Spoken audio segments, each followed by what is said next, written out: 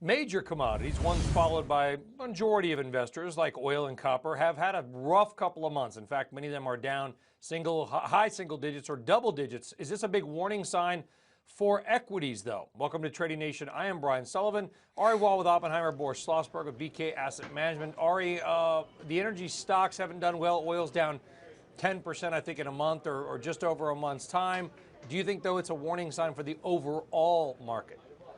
I don't think it is, and actually, it's not so much the fact that oil has declined that should be viewed as the warning. It's that it should be the fact that it was up so much over the last year that has really historically been the much more reliable recessionary and market top signal. Specifically, oil spikes tend to mark the top of the cycle, and we had just that over the course of the last year. If you look back historically, when the rate of change of oil is in its top quintile, looking 12 months out, you tend to have negative returns, which is really a startling stat. That's the time to get concerned.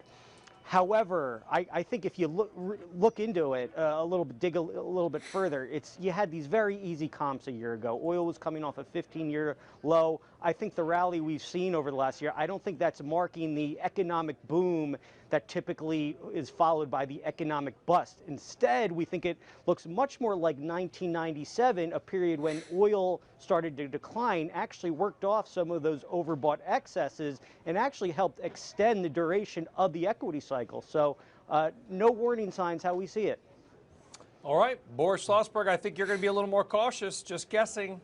I am a little more cautious. You know, in principle, I actually don't disagree with Ari, and Ari is absolutely right that on a relative basis, oil spiked off of a very, very low comp. So it's not sort of a great comparison to some of the other times when a spike in oil really had a major impact on the economy. But I think the more interesting point here is the fact that oil prices and copper prices have basically stalled. And this stall suggests that at very minimum, and this is the key thing, at very minimum, you're going to have some sort of a correction. We've had a massive move in equities over the last couple of months without any type of a correction. And the stall in commodities suggests to me that there's probably going to be a correction in equities. It's not necessarily the end of the bull market, but a 5–10% move to the downside, which is being presaged by the fact that all of these commodities are really now moving up, is a very, very interesting possibility. And I think that's really what's going to be happening. All right, well, we are watching crude.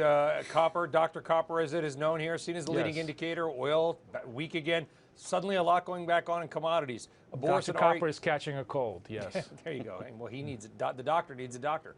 Both of you, thanks very much, folks. Check out the live version of Trading Nation on CNBC's Power Lunch. I'll see you there as well. Take care.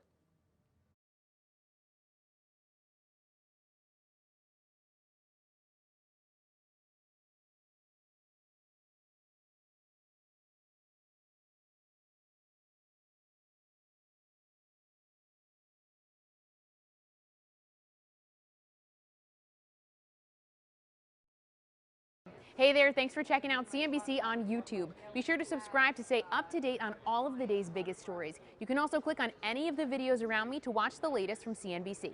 Thanks for watching.